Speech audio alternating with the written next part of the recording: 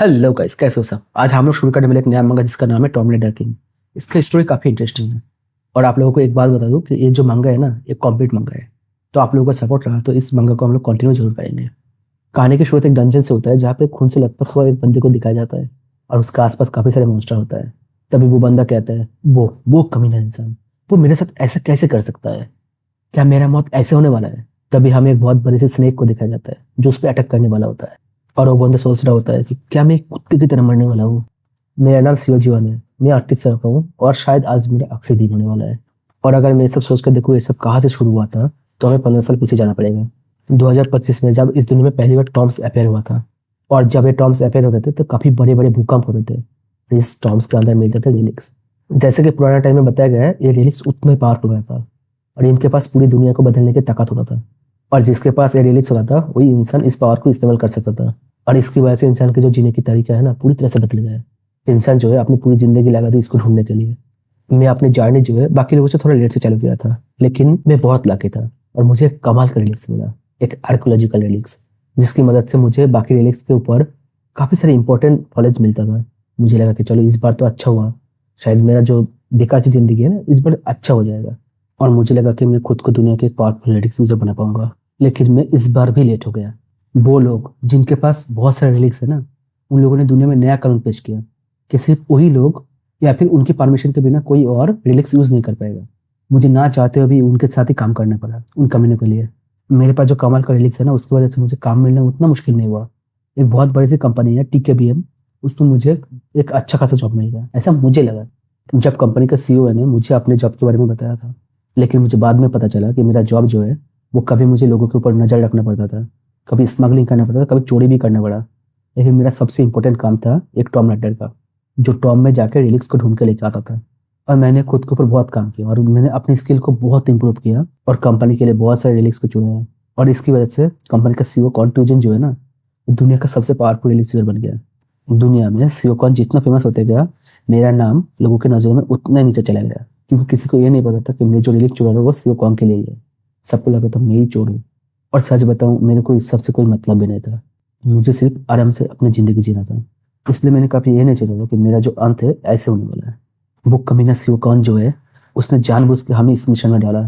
ये पता होते भी ये मिशन जो है बहुत ही डेंजरस है, कि वो हमसे डरने लगा। वो डरने लगा इस बात से कि अगर हमने अपनी स्किल को उसके खिलाफ यूज किया तो क्या होगा। उसने जो नाम कमाया वो हमारे वजह से, लेकिन आज हमें ही धोखा दिया उसने। सच में वो बहुत ही बड़ा कमीना है। तभी हमें दिखाया जाता है कि वो स्नेक जो है इस बंदे के ऊपर अटैक कर दे होता है। और ये बंदा हाथों में पत्थर उठा के गुस्से में बोलता है कि क्या तुम्हें अभी भी भूख लग रहा है? तुमने मेरे सारे टीममेट को खा लिया, अगर इतने भूख लग रहा है तो फिर आ जाओ, मैं तुम्हारे अंदर जाकर मैं तुम्हारे चित्रे उड़ा दूंगा। वो कमीना से कौन, अगर मुझे मरने के बाद भूत बन के भी उससे बदला लेना पड़ा ना, मैं बदला लेके रहूंगा। तभी हमें एक आवाज सुनाई देता है, तुम लोग कितना शोर मचाते हो। अचानक ऐसे आवाज से दोनों ही चौंक जाते हैं। और वो बंदा पूछता है, कौन हो तुम? ये सुन के वो आवाज बोलता है, क्या तुम मुझे सुन सकते हो? ये सुन के वो बंदा बोलता है, तुम इकलौता नहीं हो, इससे पहले भी मैंने बहुत रिलिक्स का आवाज सुना हो। मुझे नहीं पता तुम कौन हो और किससे बिलोंग करते हो, तुम्हारे लिए अच्छा होगा तुम मुझे यहाँ से जाने दो। ये सुन के वो आवाज बोलता है, तुम्हें क्या लगता है तुम इस शरीर के साथ यहाँ से जा सकते हो कहीं पे? तभी हमें दिखाया जाता है कि उस बंदे का शरीर का नीचे का जो हिस्सा है वो आधा हिस्से में बांट चुका है। वो आवाज बोलता है कि माना तुम्हारे पास बहुत अच्छी स्किल है, लेकिन अब कुछ भी नहीं हो सकता, अब तुम कुछ ही टाइम का मेहमान हो इस दुनिया में। ये सुन के वो बंदा बोलता है, तुम्हें आइडिया भी नहीं होगा कि इस दुनिया में मैं क्या क्या झेल चुका हूँ, तो ऐसे मत बोलो कि तुम मुझे जानते हो। तभी वो स्नेक जो है दोबारा उस बंदे को अटैक करने वाला होता है। ये देख के वो बंदा जो है चिल्लाने लगता है और चिल्ला के बोलता है कि चाहे कुछ भी हो जाए मैं उस बंदे को जान से मार के रहूंगा जिसकी वजह से ये सब हो रहा है। तभी वो आवाज जो है हंसने लगता है और हंसते हुए बोलता है, इंसान तुमने मुझे काफी इंप्रेस किया, तुम्हारे जैसे टैलेंट को मारते हुए देखना सही नहीं होगा, मैं तुम्हें एक चांस दे रहा हूँ, क्या तुम इस बार उस थ्रोन को अपना बना सकते हो क्या नहीं? तभी हमें एक क्रो यानी कौवा को दिखाया जाता है जिसका पीछे एक लाइट चमक रहा होता है। उसके बाद सब कुछ धुआं धुआं हो जाता है। तभी हमें उस बंदे को दिखाया जाता है जो सोच रहा होता है कि क्या पागलपंती है, वैसे क्या वो कोई क्रो था?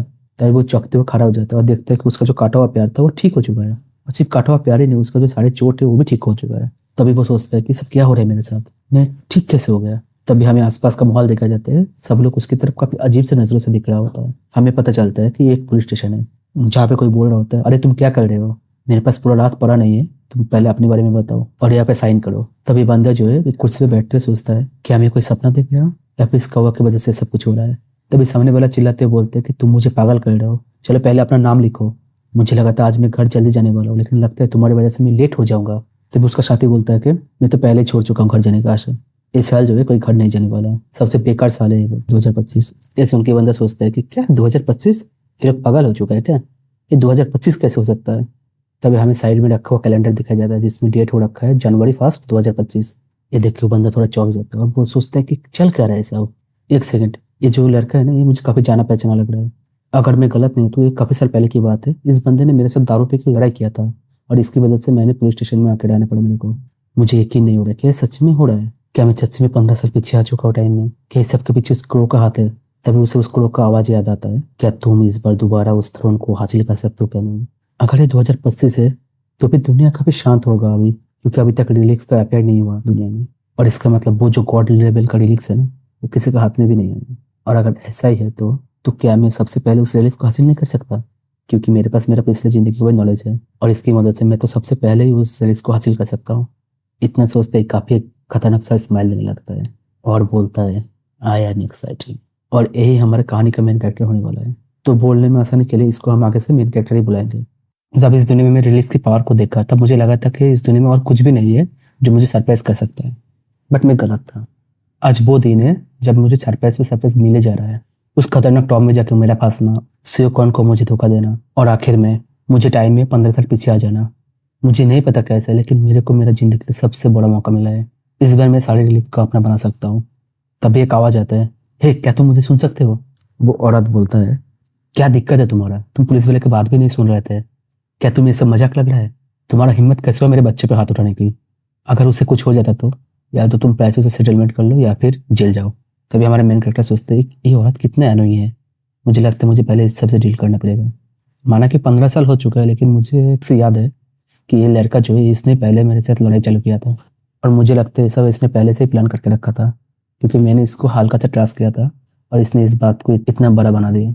और आखिर में मुझे घुटने पे आके इनसे माफी मांगना पड़ा था ताकि ये लोग तेरा पैसे कम मांगे।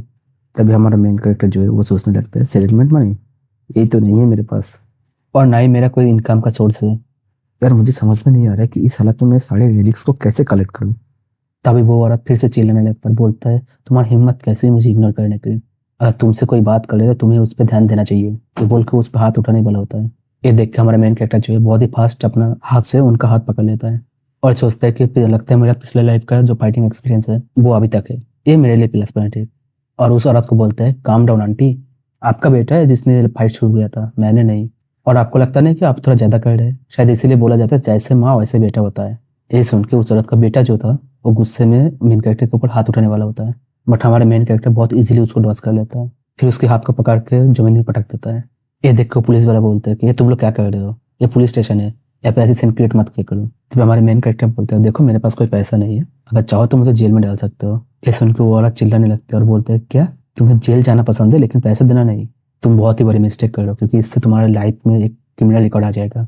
ये सुन के हमारा मेन कैरेक्टर सोचता है, क्रिमिनल रिकॉर्ड, इसका कोई मतलब नहीं होने वाला है। जब इस दुनिया में रिलिक्स आएगा ना, तब ये सब जो लॉ एंड ऑर्डर है इसका कोई मतलब नहीं होने वाला। तभी हमें जेल का सीन दिखाया जाता है जहाँ पे मेन कैरेक्टर बैठ कर सोचने लगता है, चलो ये तो अच्छा हुआ कि मैं फाइट तो कर सकता हूँ, मुझे जल्द से जल्द पैसे इकट्ठा करना पड़ेगा ताकि मैं अपना काम शुरू कर सकूं, लेकिन मैं करूँ तो करूँ क्या। तभी हमें एक स्क्रीन दिखाया जाता है जिसमें लिखा होता है टॉम राइडर सीओ। ये देख के मेन कैरेक्टर सोचता है, ये क्या है, ये मेरे सामने क्या घूम रहा है, क्या मैं पागल हो चुका हूँ। लगता है सच में मैं पागल हो चुका हूँ। क्या इस सब के पीछे उस क्रो का हाथ है, क्योंकि ये जो हो रहा है मेरे साथ इसके पीछे सिर्फ रिलिक्स का हाथ हो सकता है। ये सोचते ही वो चिल्लाने लगता है, कमीना क्रो, क्या तुम मुझे देख रहे हो, इसे मेरे साथ क्या हो रहा है। तभी हमें एक स्क्रीन दिखाया जाता है जिसपे लिखा रहता है Tom rider basic skill spy rank F. इसका पावर है कि वो अपने एक मिनट के अंदर के सब कुछ देख सकता है, ऑब्जर्व कर सकता है। ये देख के मेन कैरेक्टर गुस्से में आ जाता है और बोलते हैं कि कोई गेम चल रहा है, कमीना क्रो तुम ये सब कैसे कर सकते हो मेरे साथ। तभी हमें एक मिशन विंडो दिखाया जाता है जिसमें लिखा रहता है, तुम्हें एक टॉम राइडर बनने के लिए अपना जो चारों स्किल है उसको अवेकन करने पड़ेगा। तभी बाहर से पुलिस वाला चिल्लाने लगता है और बोलते हैं, ये तुम क्या कर रहे हो, शांत हो जाओ। ये सुन के मेन कैरेक्टर थोड़ा शांत हो जाता है और वो सोचता है, क्या एक स्किल विंडो, न्यू क्वेस्ट, और लगता है सिर्फ मैं ही इस विंडो को देख सकता हूँ। ये काफी इंटरेस्टिंग है, इस स्किल की मदद से मैं 1 मिनट के अंदर सब कुछ देख सकता हूँ पूरी डिटेल्स में। ये काफी हद तक मेरा पहला जो रिलीज था उसकी तरह ही है। क्या इसकी मदद से मैं अपने पहले के सारी स्किल को यूज कर सकता हूँ। मुझे लगता है अगर मैं अपने चारों स्किल को अवेकन कर लूंगा तो शायद मैं और भी चाहे पावर यूज कर पाऊंगा। और अगर ऐसा है तो मुझे मेरा आर्कियोलॉजिकल रिलीज को ढूंढने की कोई जरूरत ही नहीं है। ये काफी यूजफुल होने वाला है। लेकिन ये जो क्रो है ये क्या प्लान कर रहा है, मुझे जानना पड़ेगा। कि कोई रिलिक्स कभी इंसान का मदद नहीं करता है ऐसे। तभी बाहर से एक बंदा मेन कैरेक्टर नाम से बुलाने लगा। थोड़ा टाइम बाद का सीन शिफ्ट होता है जहाँ पे हम उस बंदे को और मेन कैरेक्टर को बाहर दिखाया जाता है पुलिस स्टेशन पे। तभी वो बंदा बोलता है कि वो जो लड़का था वो इसका आदत ही ऐसा है, दूसरे को फंसाना और उससे पैसा कमाना। तुम चिंता मत कर, मैं सब देख लूंगा। इसे सुन के हमारे मेन कैरेक्टर जो है वो उस बंदे को थैंक्स बोलता है। तभी हमें पता चलता है उस बंदे का नाम जो है डिटेक्टिव जीवन वू है, और ये हमारे मेन कैरेक्टर के लिए बड़े भाई की तरह है, क्योंकि हमारे मेन कैरेक्टर जब अनाथ था तो इसने उसको अडॉप्ट किया था। ये सुन के बंदा थोड़ा खुश हो जाता है और मजाक में बोलता है कि क्या तुम मुझे थैंक यू बोल रहे हो, लगता है जेल तुम्हें डरा दिया है। तभी हमारे मेन कैरेक्टर थोड़ा सेंटिमेंटल होकर सोचने लगता है कि मुझे लगा नहीं था 15 साल पहले ये थोड़ा इतना यंग दिखता होगा। तभी हमारे मेन कैरेक्टर जो है उसके भाई से पूछता है क्या कोई सुपर नेचुरल एक्टिविटी के ऊपर कोई रिपोर्ट हुआ है क्या।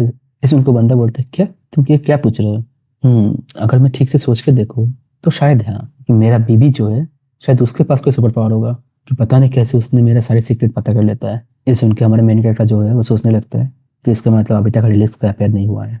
तभी उसका भाई जो है उसको बोलता है चलो जाओ रेस्ट कर लो घर पे, हम बाद में मिलते हैं। हमारा मेन कैरेक्टर सोचता है कि क्योंकि इस दुनिया में अभी कोई रिलिक्स यूजर नहीं है, इसलिए टॉम्स के बारे में इस दुनिया में किसी को भी कोई आइडिया भी नहीं होगा। इसे दूसरे शब्दों में बोला जाए तो यही परफेक्ट टाइम है मेरे को कुछ करने का। जैसे कि मैं अपनी स्किल को यूज़ कर ही सकता हूँ, तो मुझे अपना प्लान शुरू कर देना चाहिए। लेकिन इसके लिए एक ही प्रॉब्लम है कि मेरे पास कोई पैसा नहीं है, क्योंकि शुरुआत में पहले जब रिलिक्स अफेयर हुआ था तो यूरोप और अमेरिका में हुआ था। मैं कैसे फ्लाइट के लिए पैसे इकट्ठा करूँ। तभी कोई हमारे मेन कैरेक्टर नाम से पुकारता है और हमें दिखा देता है कुछ बंदे को जो बोल रहा होता है तुम इधर क्या घूम रहे हो, तुम काम क्यों नहीं कर रहे हो, जैसे कि तुम सबसे छोटा हो तो इसलिए तुमको सबसे ज़्यादा काम करना चाहिए। ये देख के हमारा मेन कैरेक्टर सोचता है ये लोग। तभी उसका एक खतरनाक से स्माइल दिखा जाता है और सोचता है मेरे पैसे का सोर्स मिल गया मुझे। इसके साथ ही उनकी तरफ देखने लगता है। उनमें से एक बंदा बोलता है जीवन, क्या तुम्हारे भाई ने कभी तुम्हें सिखाया नहीं जब तुम किसी बड़े को देखो तो रिस्पेक्ट करना चाहिए। तभी हमारे मेन कैरेक्टर सोचता है इस बंदे का नाम है पार्क केओन। एक छोटे मोटे गुंडा है, अपने बहन के साथ मिलकर एक आर्ट गैलरी चलाता है। जब मैं स्कूल में था तो मुझे थोड़ा पैसे की ज़रूरत था और मैं इनसे थोड़ा सा पैसा उधार ले लिया था। मुझे लगा था थोड़ा काम करके पैसे चुका दूंगा, उसके बाद मैं छोड़ दूंगा इनको। इन कमीनों ने मुझे छोड़ने ही नहीं दिया। मुझे कई साल तक इनके लिए काम करना पड़ा। इसका मतलब ये नहीं कि मैं अपने काम ठीक से नहीं करता था, मैं अपने काम बहुत ईमानदारी से करता था, लेकिन ये लोग मुझे फिर भी नहीं छोड़ता था। मुझे धमकाते थे और मुझे एक कुत्ते की तरह ट्रीट करते थे। तभी इनमें से एक बंदा चिल्लाने लगता है, बोलते क्या हुआ, तुम सुनाई नहीं देता, तुमको लगता है तुम्हें पीटना पड़ेगा। तभी हमें एक मुक्का दिखाया जाता है जो उस बंदे के मुंह की तरफ आते हुए, और इसके साथ ही वो बंदा काफी दूर जगह गिरता है। उस बंदे का जो टीममेट थे उन लोग उसको चेक करने लगते हैं कि वो बंदा ठीक है क्या नहीं। ये देख के हमारा मेन कैरेक्टर उनको बोलने लगता है कि जाके अपने बॉस को बोल दो कि मैं उसके लिए यार काम नहीं करने वाला।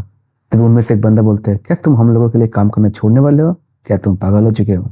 और तभी मेन कैरेक्टर जो है बोलने लगते हैं इससे पहले कि तुम लोग चले जाओ, मेरा जो बाकी का पैसा जो इतना टाइम से काम किया हो ना वो सब देते हुए जाओ। तभी वो लोग हंसते हुए बोलते लगते है तुम्हारा पाँव निकल आया है। और उनमें से एक बंदा अपने मेन कैरेक्टर के ऊपर अटैक कर देता है। ये बोलते हैं कमीना तेरी हिम्मत कैसे है ऐसे बातें करने के लिए हमारे सामने। लेकिन हमारा मेन कैरेक्टर बहुत ही स्पीड से उसका अटैक जो है ड्रॉस कर लेता है और तुरंत अपना एक 5 दे देता है उसका मुंह पे। और वो बंदा सिर्फ इतना ही बोल पाता है कमीना, ये बोल के वो बंदा जमीन में गिर जाता है। ये देख कर जो बाकी लोग थे वो लोग बोलने लगते ये इतना फास्ट कैसे हो गया, हमारा जो बंदा था ये इतना भी बुरा नहीं था फाइटिंग में, चलो जल्दी करो। सब एक साथ मिलकर उसके ऊपर अटैक करते हैं। तभी हमें क्विक फाइटिंग सीन दिखाया जाता है। उसके बाद का सीन शिफ्ट होता है और हम लोग देखते हैं सब लोग पड़े हुए हैं जमीन में, सिर्फ एक ही बंदा है जो खड़ा हुआ रहता है और वो बोल रहा होता है क्या चल रहा है यहाँ पे। ये देख के हमारा मेन कैरेक्टर सोचता है यही होता है 15 साल का फाइटिंग का एक्सपीरियंस, तुम लोगों को ये देख कर डरना चाहिए जो। तभी हमारा मेन कैरेक्टर बोलते हैं क्या तुम लोगों का हो गया, मुझे तुम लोगों के लिए बुरा लग रहा है क्योंकि इसके बाद दुनिया बदलने वाला है, तब तुम लोगों का क्या होगा। अपने बॉडी को देखते हुए मेन कैरेक्टर सोचता है कि मैं खुशनसीब हूँ कि मेरा जो शरीर है वो इतना अच्छे से काम कर रहा है, लेकिन मैं उतना भी स्ट्रांग नहीं हूँ, इसलिए मेरे को सब कुछ जल्दी खत्म करना पड़ेगा। तभी उनमें से एक बंदा अपना चाकू निकाल लेता है और बोलता है हमने तुम्हें अपने हाथों से पाला था और तुमने इसका ये सिला दे रहे हो, लगता है हमें तुमको अपने हाथों से ही मारना पड़ेगा तभी तुम्हारा अक्ल ठिका नहीं पाएगा। ये देख के उन गैंग में से एक बंदा बोलता है अरे क्या कर रहे हो, इस चाकू को यूज़ करने से पहले दोबारा सोचना चाहिए। ये सुनकर बंदा बोलता है मुझे फर्क नहीं पड़ता है कुछ भी हो जाए। तब दूसरा बंदा बोलता है कि देखो ये चाकू जो है ये ट्रेडिंग के लिए है, अगर ये डैमेज हो गया ना तो बहुत प्रॉब्लम हो जाएगा। तब मेन कैरेक्टर का जो स्किल है ना वो एक्टिव हो जाता है और उसे पता चल जाता है कि वो जो चाकू है ना वो एक रेलिक्स है। तब वो सोचता है कि इस बंदे के हाथ में कैसे आ गए रेलिक्स। मुझे लगता है ये उतना भी बड़ी बात नहीं है क्योंकि ज़्यादातर रेलिक्स जो है वो टॉम्स में मिलता है, बट कुछ रेलिक्स ऐसा भी होता है जो ऐसे इंसान के हाथ में आ जाता है सीक्रेटली। कोई बात नहीं, अब ये मेरा होने वाला है, ये बोल कर एक स्माइल देता है हमारा मेन कैरेक्टर। तभी वो बंदा अटैक कर देता है अपने मेन कैरेक्टर के ऊपर। हमारा मेन कैरेक्टर तुरंत उसको डॉस कर लेता है और डॉस करते हुए उस बंदे का चाकू वाले हाथ को पकड़ के उसको मोड़ते हुए उसी बंदे के गले पर रख देता है और बोलते तुम्हारा हिम्मत कैसे हो गया मेरे ऊपर चाकू तड़ने की। ये देख के बाकी सब लोग मिलकर हमारे मेन कैरेक्टर को रोकने लगते हैं। हमारा मेन कैरेक्टर जो है उसके हाथ से चाकू छीन लेता है और बोलते हैं कोई बात नहीं, ये अब मेरा हो गया, मैं इसका ध्यान रख लूंगा। तभी मेन कैरेक्टर चाकू को अपने हाथों में लेके अपनी स्किल एक्टिवेट कर लेता है और उससे उसको पता चलता है ये जो रेलिक्स है इंसान के शरीर के अंदर तक दिख सकता है। तभी वो लोग एक साथ मिलकर हमारे मेन कैरेक्टर के ऊपर अटैक करने लगता है।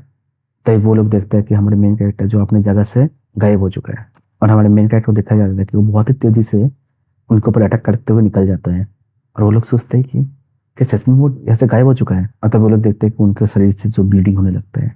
ये देख के हमारे मेन कैरेक्टर बोलते हैं कि चिल्लाना बंद करो क्योंकि मैंने उतना भी ज़्यादा डीपली तुमको अटैक नहीं किया, लेकिन अगर तुम लोगों ने मेरा पैसा मुझे वापस नहीं किया तो उसके बाद क्या होगा वो मैं भी नहीं बोल सकता। या तो मेरे पैसे वापस करो या फिर अपनी जान से हाथ धो हटो। तब उन लोगों को दिखाया जाता है कि काफ़ी बुरी हालत में बोलता है ठीक है मैं देता हूँ। इसके बाद सीन शिफ्ट होता है और हमें एक बिल्डिंग दिखाया जाता है जिसके अंदर से औरत का चिल्लाने की आवाज़ आता है। जो फोन पे चिल्लाते बोलते क्या क्या बोला तुम लोगों ने? क्या तुमने बोला उस शिवजी ने तुम लोगों को पीटा है और तुमसे पैसे भी ले लिया? तुम लोगों को लगता है कि मैं इस बात पे यकीन करने वाला हूँ? तुम गधों का बात का कोई मतलब ही नहीं बनता है। तभी उस बंदे को दिखाया जाता है जिससे हमारा मेन कैरेक्टर अभी पीटा है। वो अपने फोन पे बोल रहा होता है देखो नूना हमें भी नहीं पता ये सब कैसे हो गया। कल तक जिस बंदे को फाइटिंग का कुछ भी नहीं आता था आज वो इतना ज्यादा खतरनाक हो चुका है। ये सुन के वो औरत बोलते कि अच्छा ठीक है कितना पैसा खो दिया? ये सुन के वो बंदा बोलते सारे पैसे खो दिए और सिर्फ पैसे ही नहीं हमारे पास जो ट्रेडिंग का मटेरियल था वो भी हमसे ले लिया। ये सुन के वो औरत और भी चिल्लाने लगता है और बोलते क्या तुम लोग पागल हो क्या?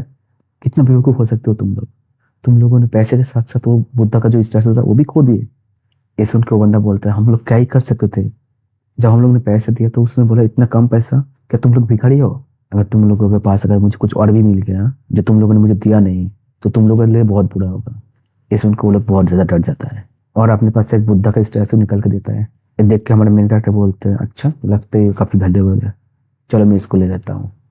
तभी हमें देखा जाता है पीछे से वो लोग चिल्ला रहा होता है कामिना जी हूँ रुक जा मत जा, कुछ भी ले लो चलेगा लेकिन प्लीज उस स्टैचू को मत लो। लेकिन हम देखते हैं कि हमारे मेन कैरेक्टर जो उनका बात सुनता ही नहीं है और वो वहां से चला जाता है। ये सब सुनकर वो लड़की बोलते हैं जाओ वापस लेके आओ।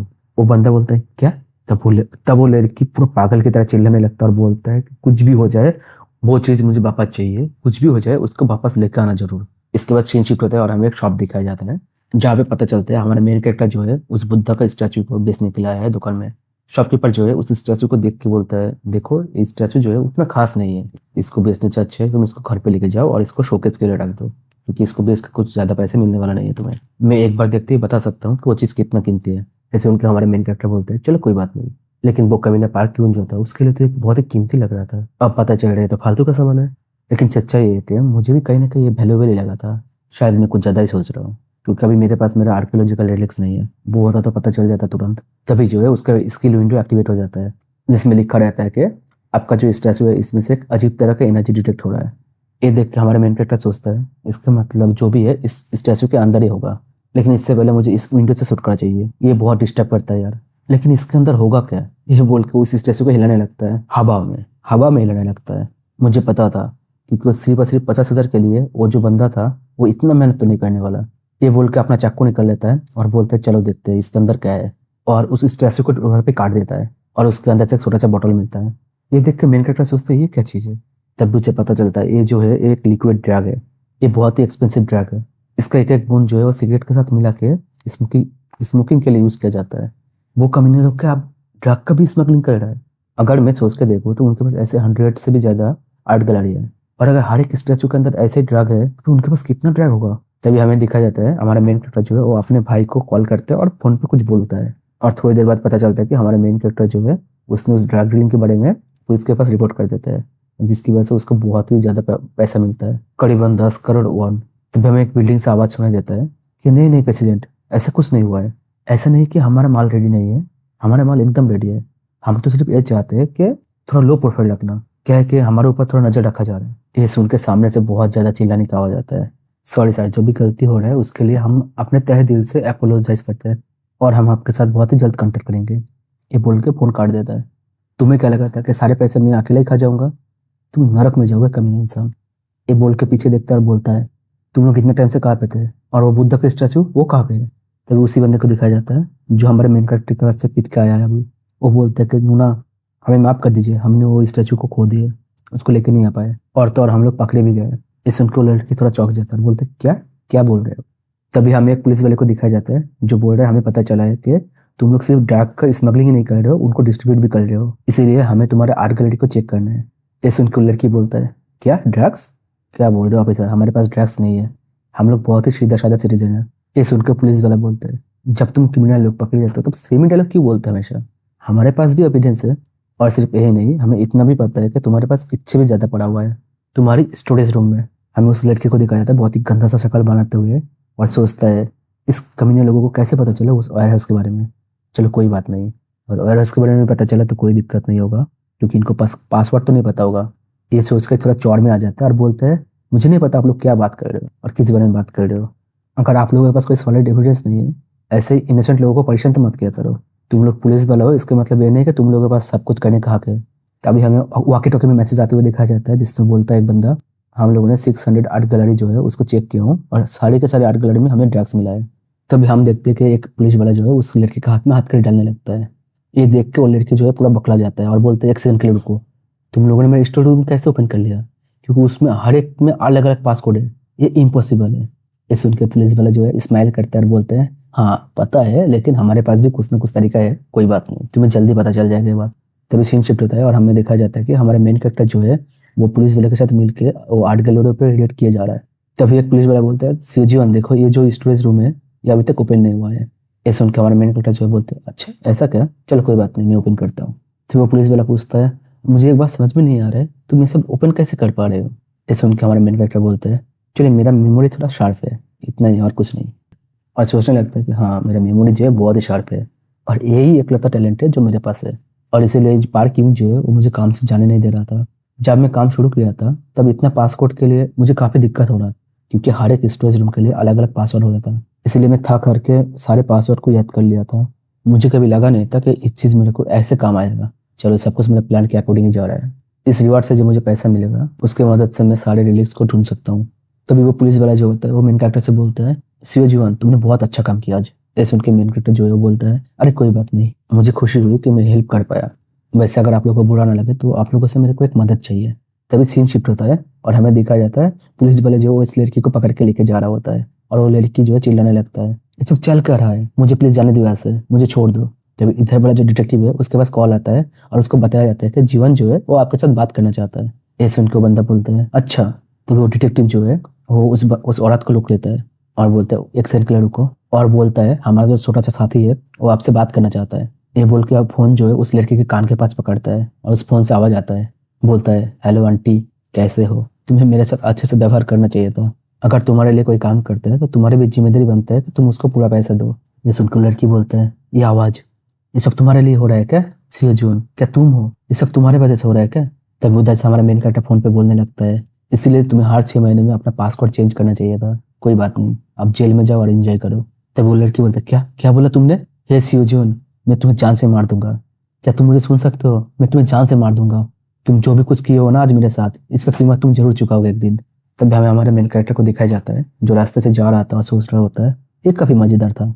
तभी उसका फोन रिंग होता है जिसमें दिखाया जाता है उस पर उसका भाई का मैसेज आया हुआ होता है जिसमें बोल रहा होता है तुम्हें जल्दी पैसा मिल जाएगा अपना रिवॉर्ड का, और मैं सच में तुम पे बहुत प्राउड फील कर रहा हूँ, लेकिन हाँ ये जो पैसा है ना इसको बहुत ही ध्यान से खर्चा करना।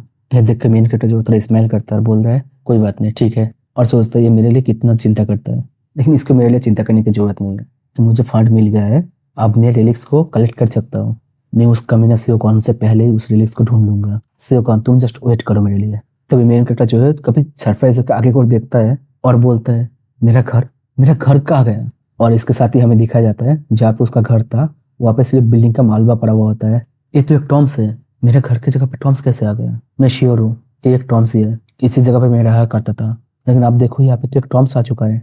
तभी हमें यहाँ पे रहने वाले लोगों को दिखाया जाता है सब लोग परेशान है, कोई मतलब सब लोग अपने सब चिल्ला जा रहा है, कोई बोल रहे क्या चल रहा है, कोई एक दूसरे के साथ लड़ाई कर रहा है झगड़ा कर रहा है, और जो आर्मी के लोग हैं वो लोग सबको शांत किया जा रहा है। और मेन कैरेक्टर जो है वो पीछे से निकलते हुए सोचता है इन लोगों को पैनिक करना जो है नेचुरल है, क्योंकि रिलीज जो है ना बहुत पावरफुल होता है और जब ये अपेयर होता है तो काफी सारा डिस्टर्बेंस होता है दुनिया में, अगर मैं याद करके देखूँ, पिछले जन्म में भी ऐसा ही हुआ था।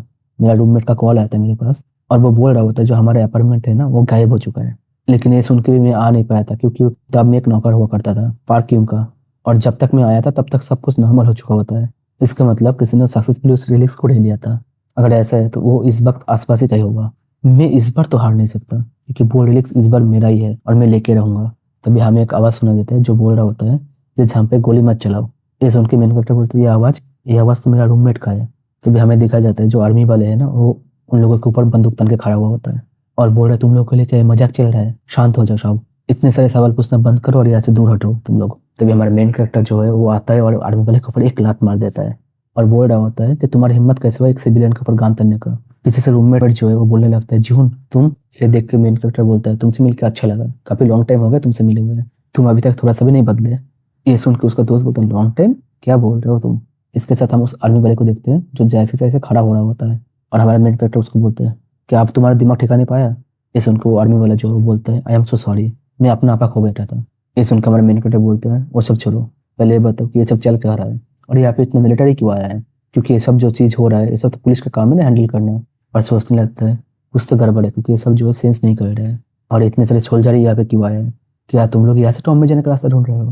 ये सुन के वो आर्मी वाला जो है वो बोलता है तुम्हें कैसे पता चला, ये तो क्लासिफाइड इन्फॉर्मेशन है। ये सुन के मेन कैरेक्टर सोचता है नहीं मुझे जानना पड़ेगा, क्या गवर्नमेंट जो है वो मेरा दुश्मन है कि नहीं, क्या गवर्नमेंट को सच में पता चल गया रिलीज के बारे में। और उस सोल्जर के ऊपर चिल्लाते बोलता है फालतू बातें करना बंद करो, मैं इस जगह का रहने वाला हूँ तो मेरे पास पूरा हक है जानने का कि यहाँ पे चल क्या रहा है, क्यों यहाँ पे इतने सारे सोल्जर आ चुका है और उसके पास उन सबके पास हथियार भी है। तुम्हें आइडिया भी नहीं होगा तुम किस हालत में हो, तुम बहुत बड़ी गलती कर रहे हो। मैं अभी अथॉरिटी के पास रिपोर्ट कर सकता हूँ सिविलियंस के ऊपर गान तनने के लिए, इसीलिए बोल रहा हूँ सिचुएशन को और खराब मत करो और बताओ क्या चल रहा है यहाँ पे।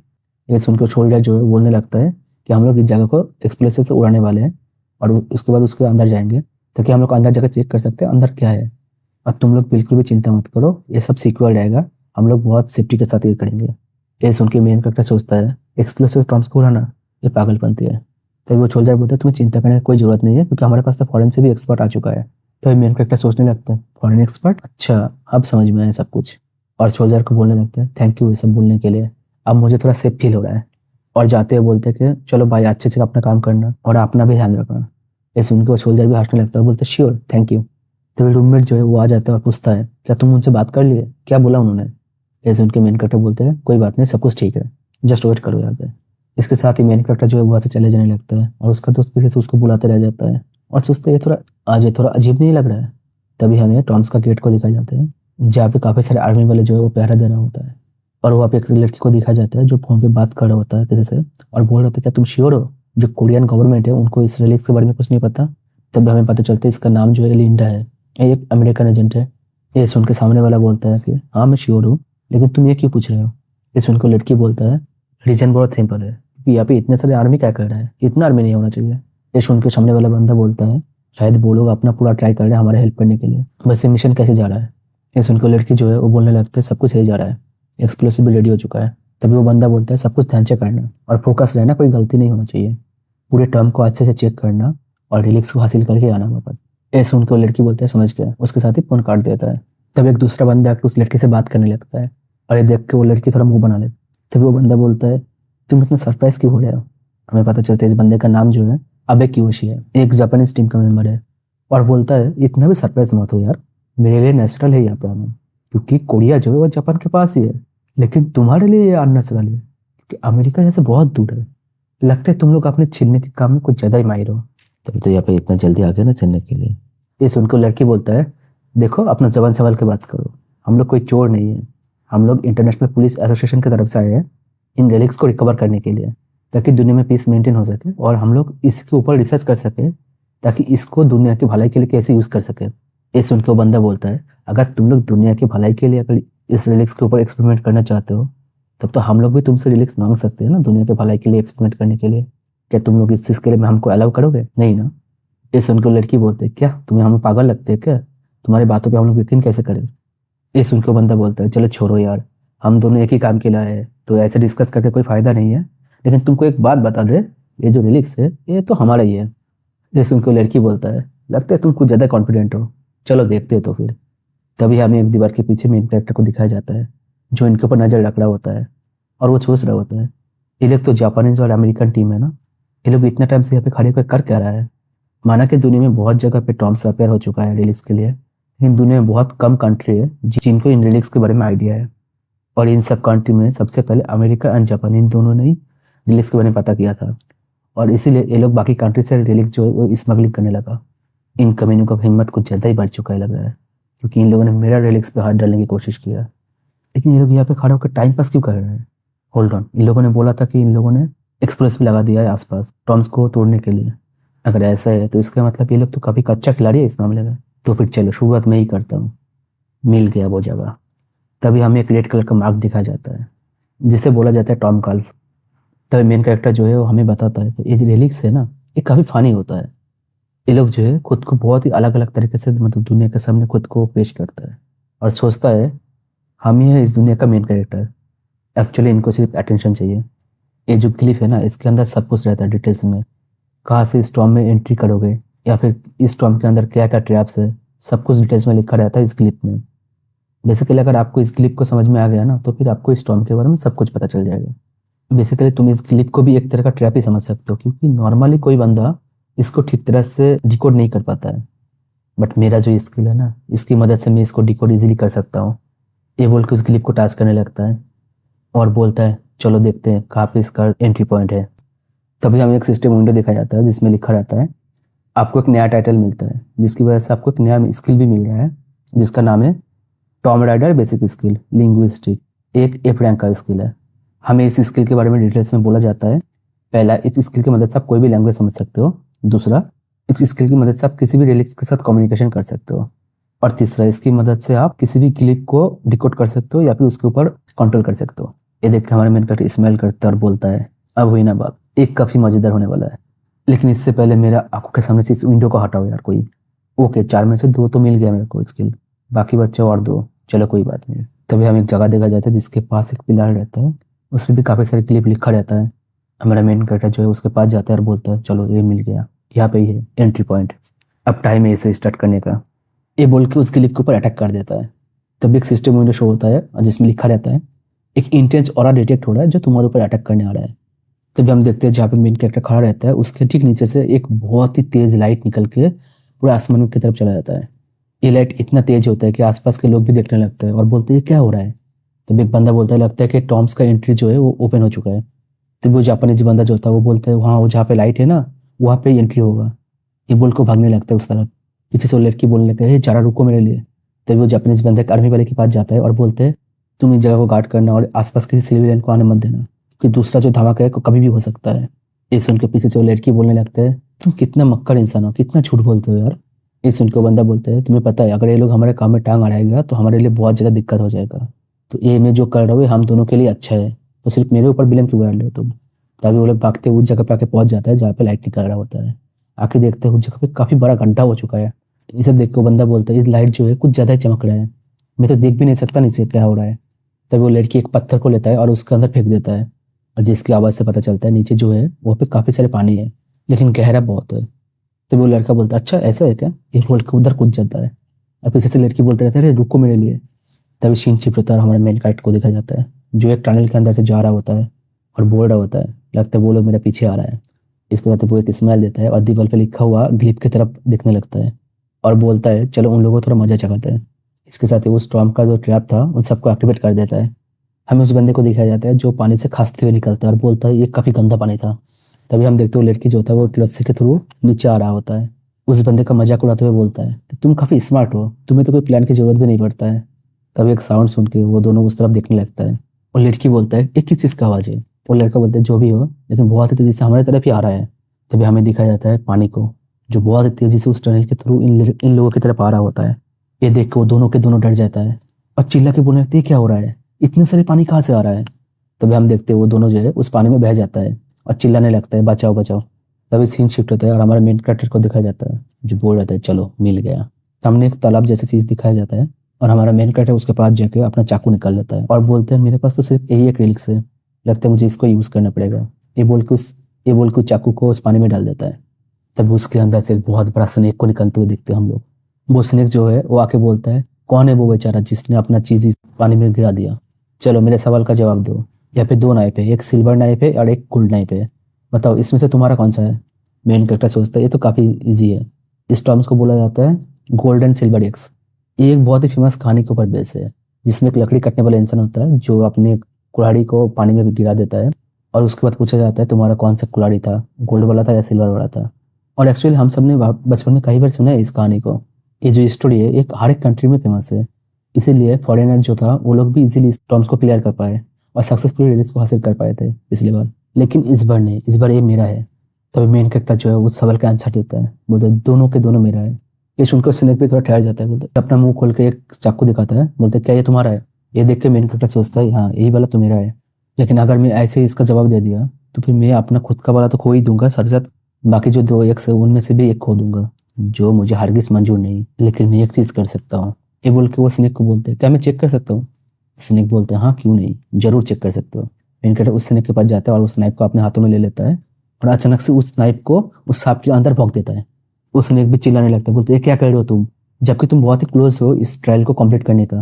तब मेन कैरेक्टर बोलते हैं शांत हो जाओ तुम, तुम्हें पता है मैं किसी रिलीज के ऊपर यकीन तो नहीं करूंगा। अगर मैं ट्रायल को पास भी कर लिया इसका कोई गारंटी नहीं है कि तुम मुझे अपना प्राइज दे दोगे।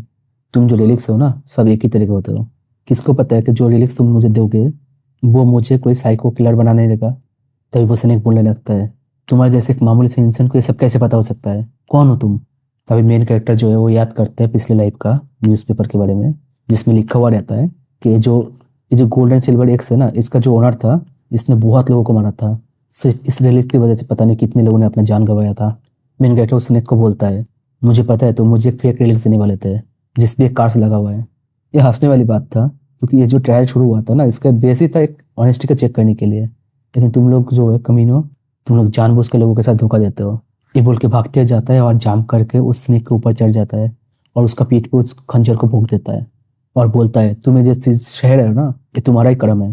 तभी वो स्नेक बोलता है कि तुम्हें क्या लगता है तुम ये सब करके तुम मुझे क्या हरा पाओगे, तुम मेरे ऊपर कंट्रोल कर पाओगे? नहीं कर पाओगे तुम।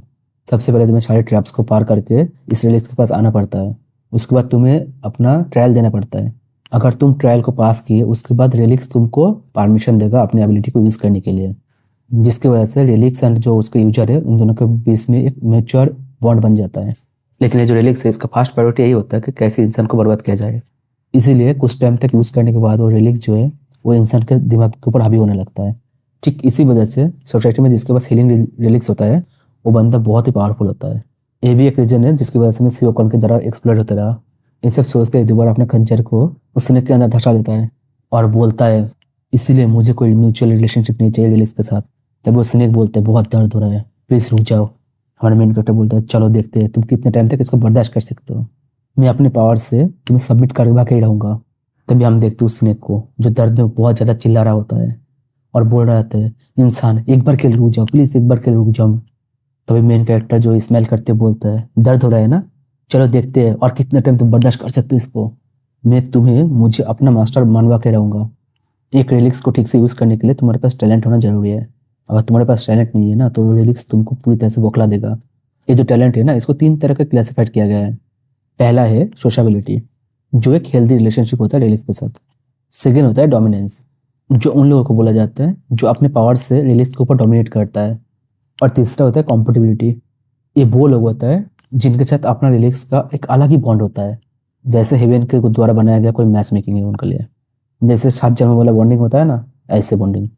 मानो कोई सिंगर है या फिर कोई म्यूजिक का काम करता है ऐसा कोई है, उसको अगर कोई म्यूजिकल इंस्ट्रूमेंट मिल जाएगा तो उसके साथ उसका जो बॉन्ड होगा वो अलग ही लेवल का होगा। ये जो तीसरा ग्रुप है ना उसको बहुत कम मिलता है ऐसे लोग। मोस्ट ऑफ द ग्रुप जो है उनके पास तो सोशबिलिटी का टैलेंट ही होता है, क्योंकि सबसे ईजिएस्ट होता है और इसकी मदद से तुम अपने जो रिलिक्स है उसका जो एबिलिटी उसके ऊपर पूरा कंट्रोल पाते हो। लेकिन यहाँ पे ही तो खतरा है, ये जो रिलिक्स है ना जो अपना जो यूजर है उसके साथ ज़्यादा फ्रेंडली होता है तब क्या करता है एक पॉइजनस ऑरा निकलता है और उसके लिए उसका जो यूजर होता है वो बहुत ज़्यादा बीमार होने लगता है। और यही वजह है जिसकी वजह से मैं इस बार वो सोशबिलिटी में रास्ते में जाना ही नहीं है मेरे को। सो रिलिक्स जल्दी से सबमिट कर दो खुद को मुझ पर, ये बोल के फिर से अपना चाकू जो है उसको भोंक देता है रिलिक्स के अंदर, आई मीन वो स्नेक के अंदर।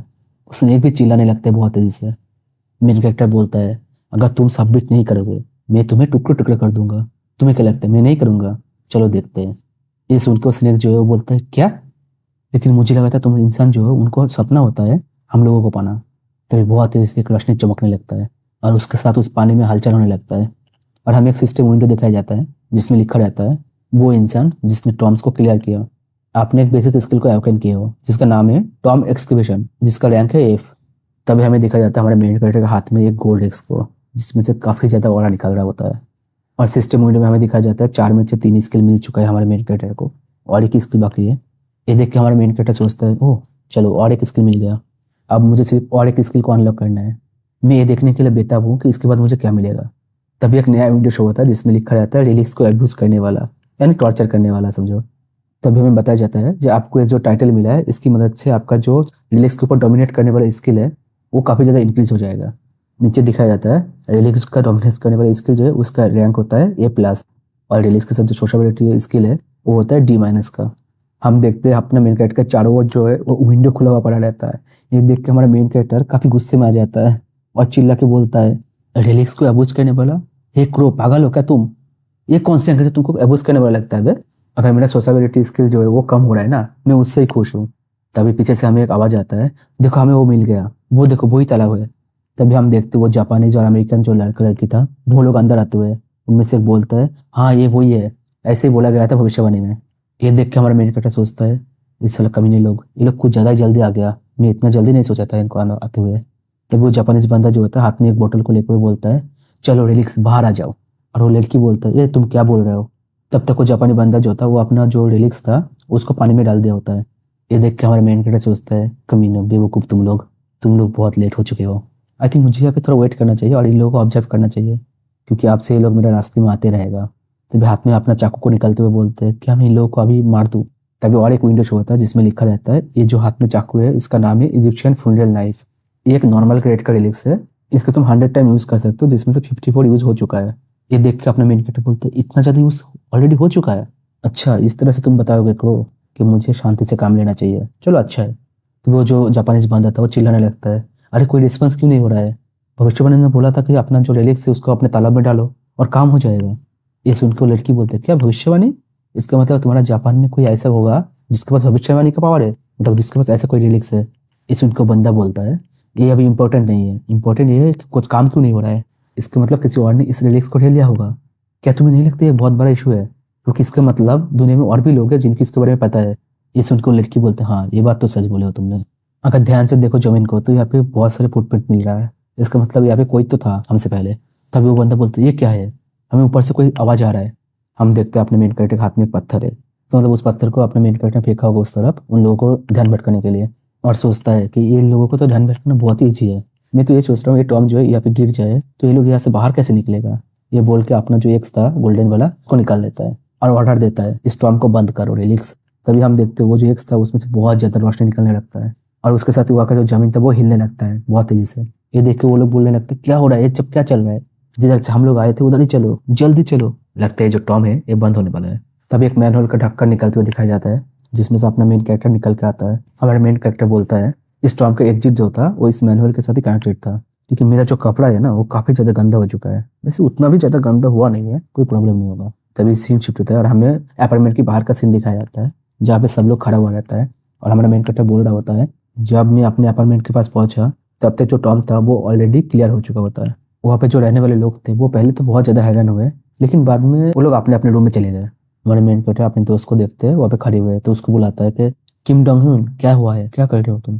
दोस्त बोलता है अरे जीवन तुम्हें पता है वो जो मिट्टी का ढेर था ना बहुत बड़ा वो चला गया, पता नहीं कहाँ गया लेकिन चला गया। ऐसे उनके हमारा मेन कैरेक्टर बोलते हैं चलो ये तो अच्छा हुआ ना वो चला गया, चलो घर चलते मेरे को भूख भी लगा है। ऐसे उनको उसका दोस्त जो है वो बोलता है क्या तुम श्योर हो घर जाना है, क्या पता घर जाने के बाद अगर फिर से वो चालू हुआ तो हम सब तो जिंदा उसके अंदर धस जाएंगे ना। ऐसे उनके मेन कैरेक्टर बोलते हैं अरे कोई बात नहीं कुछ नहीं होगा चलो। तभी सीन शिफ्ट होता है और हमें जापानी बंदा दिखाया जाता है जो फोन पे पूछ रहा होता है क्या क्या बोला तुमने, एक नया भविष्यवाणी आया है कोरिया में कोई और है जिसने हमसे पहले वो रिलीज को ले लिया, ये कैसे हो सकता है, क्या तुम्हें ये चीज़ पहले बोलना नहीं चाहिए था मुझे, इतना इंपॉर्टेंट इन्फॉर्मेशन आधे का तुम लोग सोच कर रहे थे। तभी फोन पे पर्सन बोलते हैं अरे हमें भी ज़्यादा टाइम पहले पता नहीं चला और तुम्हें तो पता है ना हमारा जो भविष्यवाणी करता है वो इंसान कैसा है। ये सुन को बंदा बोलता है कि क्या तुम लोग ये बोलना चाह रहे हो कि वो जो भविष्यवाणी था उसको पढ़ने में तुम लोग असफल हुए। सामने से बंदा बोलते हैं हाँ ऐसा ही हुआ है। ये सुन के बंदा जो है चिल्लाने लगता है गुस्से में, बोले मुझे लगा था तुम लोगों ने बोला था तुम्हारे पास एक स्कॉलर है जिसका काम है उस भविष्यवाणी को पढ़ना, तो फिर ऐसे कैसे हो गया। ये सुन के वो बंदा बोलता है सामने से कि तुम्हें पता है ना आजकल के बच्चे कैसे होता है, कोई बात नहीं, हम आगे से पूरा कोशिश करेंगे कि ऐसा जो हुआ ये दोबारा ना हो। तुम अपना ध्यान रखना और ऐसे हार्डवर्क करते रहना। और हाँ, उस बंदे से भी केयरफुल रहना जिसने वो रिलिक्स उठा लिया, क्योंकि मुझे नहीं लगता वो कोई ऑर्डिनरी पर्सन होगा, क्योंकि उनके बारे में जो भविष्यवाणी है ना वो बहुत ही ज़्यादा डिस्टर्बिंग है। तभी हमें दिखाया जाता है अपना मेन कैरेक्टर जो है वो खाना खाने के बाद ड्रिंक्स पीते हुए अपने कंप्यूटर के सामने बैठ जाता है और सर्च करने लगता है और सोचने लगता है ये जो लिंग्विस्टिक स्किल है ना ये काफ़ी ज़्यादा काम का है कि इसकी मदद से मैं कोई भी लैंग्वेज से इंफॉर्मेशन निकल सकता हूँ। आप अगर भूल गए हो तो बता देता हूँ, ये जो लिंग्विस्टिक स्किल है इसकी मदद से मेन कैरेक्टर जो है किसी भी लैंग्वेज को पता कर सकता है, मतलब कोई भी लैंग्वेज है उसको पढ़ सकता है। लेकिन यहाँ पे कोई काम का इन्फॉर्मेशन है ही नहीं। ये वो टाइम है जब लोगों को अपनी रिलीज के बारे में पता ही नहीं है। अभी मुझे जल्द से जल्द पता करना पड़ेगा सीईओ कौन जो है वो क्या प्लानिंग कर रहा है। लेकिन मुझे टीकेबीएम कंपनी के बारे में ज़्यादा इन्फॉर्मेशन मिल ही नहीं रहा है ऑनलाइन पे। तभी पीछे से उसका दोस्त जो है वो बोलने लगते हैं, अरे भाई क्या तुझे ये सब लैंग्वेज समझ में आ रहा है? ये सुन के मेन कैरेक्टर बोलते हैं, हाँ जरूर, क्यों नहीं समझ में आएगा, क्या तुझे यकीन नहीं मेरे पे, क्या मैं पढ़ के सुनाऊं? ये सुन के उनका दोस्त बोलता है कि नहीं नहीं कोई बात, ऐसे ठीक है। तभी उसका दोस्त से पूछता है कि यार तू कभी टीकेबीएम कंपनी के बारे में कभी कुछ सुना है, न्यूज़ में हो या कहीं पे और हो? ये सुन के उसका दोस्त बोलता है, नहीं ऐसा तो कुछ नहीं सुना मैं, लेकिन तू क्यों पूछ रहा है? तभी मेन कैरेक्टर जो है वो बताता है कि मुझे उस कंपनी का जो सीईओ है उसके बारे में तो इन्फॉर्मेशन चाहिए था। सुन के दोस्त बोलता है, मतलब लेकिन तेरे को उसका इन्फॉर्मेशन क्यों चाहिए, वो जान के तो क्या करेगा, क्या है तेरा जॉब से रिलेटेड है क्या भाई?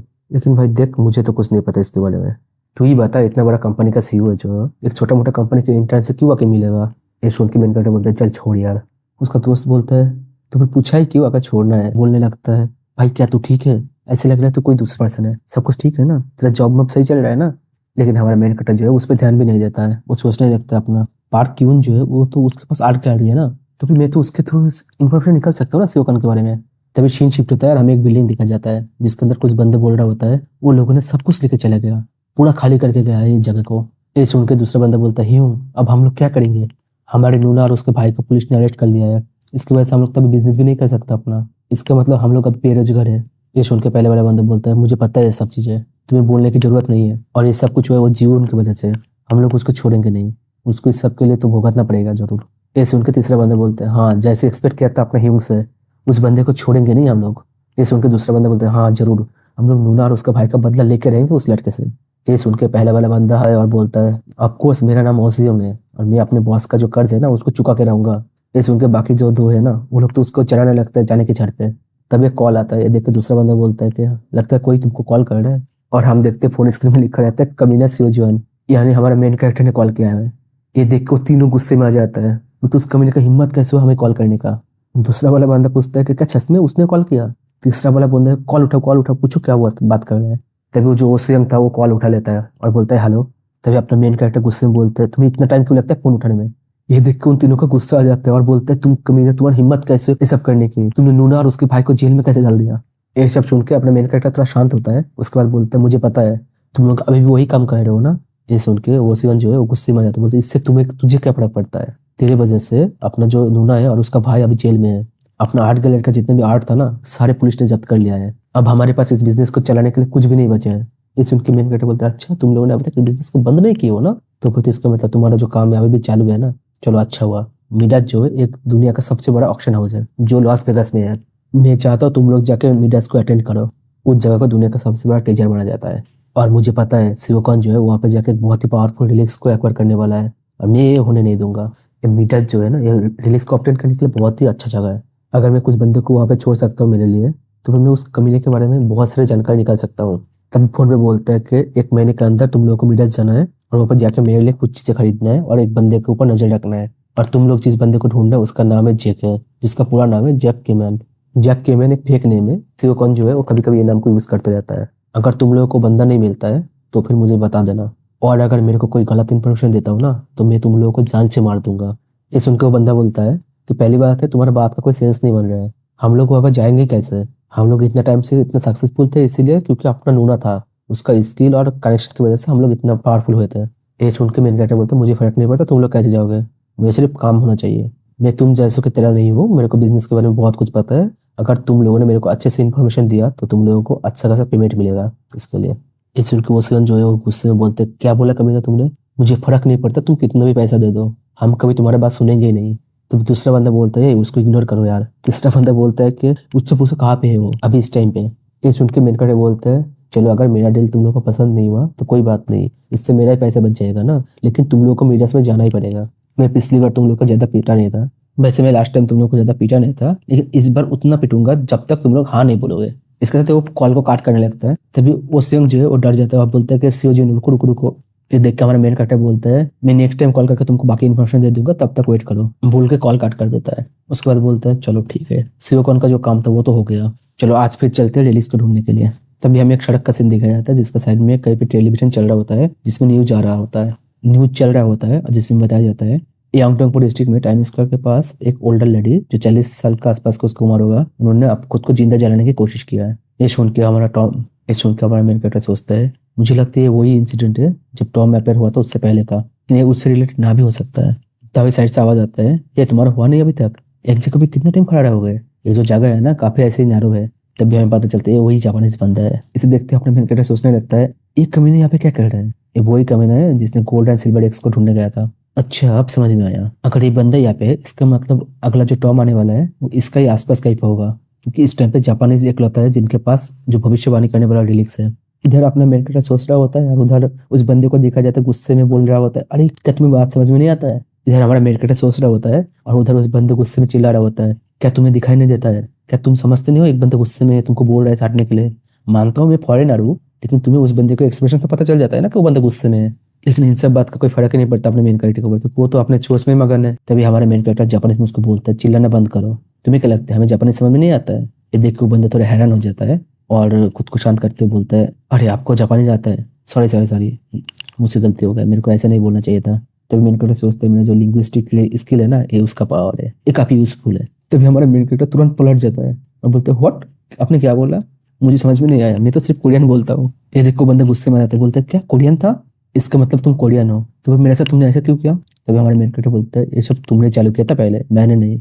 ये देखो बंदा और ज्यादा गुस्से में आ जाता है, बोलता है ये कमीना बच्चा कहेगा तुम्हारी हिम्मत कैसे हो मेरे मजाक उड़ाने का, क्या तुम्हें पता है मैं कौन हूँ। तभी हमारा मेन कैरेक्टर सोचता है क्या ऐसा हो सकता है इस बंदे के पास अपना कोई रिलिक्स है यहाँ पे, अच्छा इसने अपने रिलिक्स को छुपाने की भी कोशिश नहीं किया, मुझे लगा ही था ऐसे नौसिखों से क्या ही उम्मीद होगा, और इसने अपने रिलिक्स को छुपाने की कोशिश नहीं किया। लेकिन कुछ भी हो मुझे नहीं पता इसके पास कौन सा रिलिक्स है, लेकिन अब मुझे वो चाहिए। इधर जो बंदा चिल्ला रहा होता है हे कमीना रुक जाओ, तुम क्या कह रहे हो, वहां पे रुक जाओ, अगर तुमसे कोई बात कर रहे हैं तो तुम्हें भी अपना जिम्मेदारी बनता है कि उस इंसान को बात का जवाब दो। तभी हमारा मेन कैरेक्टर जो है वो अपना ड्रिंक्स का ढक्कन खोल देता है और उसमें से जो ड्रिंक्स था वो निकल के पूरा उस बंदे के मुंह पे चला जाता है। इस देख के वो बंदा और ज्यादा गुस्से में आता है, बोलता है तुमने ऐसा क्यों किया। तभी देख के हमारा मेन कैरेक्टर बोलते oh no I am so sorry, मैं जानबूझ के ऐसा नहीं किया था, क्या आप ठीक हो, लगता है किसी ने इस कैन को पहले से शेक कर दिया होगा बहुत ज्यादा इसीलिए ऐसा हुआ। जैसे उनको बंदा बोलता है तुमने मेरा पूरा कपड़ा खराब कर दिया है, तुम कमीने इंसान, तुम्हें इसे ड्राई क्लीनिंग का पैसा देना पड़ेगा। तभी मेन कैरेक्टर जो है अब उसका कपड़ा साफ करते हुए उसका जेब में हाथ डाल देता है और बोलता है एक ब्रेसलेट टाइप का रिलिक्स है, अगर मैं इसको अभी चुरा लेता हूँ तो इसको समझ में आ जाएगा कि मैंने चुराया। तभी हमारा मेन कैरेक्टर उस बंदे से बोलता है देखो अभी मेरे पास तो कोई पैसा नहीं है और तुम्हारा जो कोट है इसको देख के लगता भी नहीं है कि ये ज्यादा एक्सपेंसिव है। तभी हमारे मेन कैरेक्टर बोलते हैं देखो तुमने कुछ ड्रॉप कर दिया, ये बोलते हुए उस चीज को उठा के उस बंदे को देते हुए बोलता है देखो तुमने अपना आईडी कार्ड ड्रॉप कर दिया, तुम्हें अपनी चीजों को संभाल कर रखना चाहिए। ये देख के वो बंदा तुरंत उस चीज को अपने हाथों से ले लेता है और बोलते हैं मेरी चीज मेरे को वापस करो। तभी वो बंदे सोचने लगते हैं अगर लोगों को पता चल गया कि मैं जापानीज टीम का मेंबर हूँ तो फिर थोड़ा प्रॉब्लम हो सकता है। वैसे ये बंदा जो है ये एक सिविलियन ही है तो इसमें उतनी दिक्कत तो नहीं होगा शायद। तभी हमें एक आवाज सुनाई देता है और जमीन जो है वो कपने लगता है, आसपास के लोग जो थे वो पैनिक करने लगता है। ये देख के हमारे मेन कैरेक्टर बोलते मुझे पता ही था ये बंदा जो है टॉम्स के लिए वेट कर रहा था। तभी वो बंदा बोलने लगता है हाँ मुझे पता था इतना क्यूटिक तो होगा ये सिचुएशन, हमारा जो भविष्यवाणी था उसमें बोला गया था। तभी किसी को कॉल करता है और बोलता है वो जो टॉम्स था उसका आना चालू हो चुका है। तभी दूसरी साइड से एक बंदा बोलता है तुम्हें एक चीज पता होना चाहिए, वो कोरियन जिसने सिल्वर और गोल्ड एक्स का जो टॉम्स था उसको क्लियर किया है ना वो तुम्हारे आसपास ही कहीं है। ये सुन के बंदा चौंक जाता है और सोचता है क्या भविष्यवाणी का दूसरा भी पार्ट है क्या, ये कोई सेंस नहीं बना रहा है भाई। तभी सामने वाला बंदा बोलता है कि तुम्हें अल्कोहल से दूर रहना चाहिए। ये सुन के वो बंदा एक सेकंड के लिए शांत हो जाता है, फिर उसको याद आता है हमारे मेन कैरेक्टर का सीन जब उसने उसके ऊपर ड्रिंक्स गिरा दिया था और बोलता है अगर ऐसा है तो फिर यही वो कमीना इंसान है जिसके बारे में भविष्यवाणी किया गया था, वो कमीना इंसान ऑलरेडी भाग चुका है यहाँ से। डैम इट, मैं जल्दी जाता हूँ, पहले उस बंदे को मुझे ढूंढना ही पड़ेगा। सो गाइस इस वीडियो को यहाँ पे खत्म करते हैं। अगर आप लोगों को अच्छे लगे तो लाइक कीजिए और कुछ ज्यादा अच्छा लगे तो कमेंट कर दीजिए और हो सके तो अपने दोस्तों से शेयर कीजिए। हम मिलते हैं आपसे नेक्स्ट वीडियो में, तब तक के लिए बाय।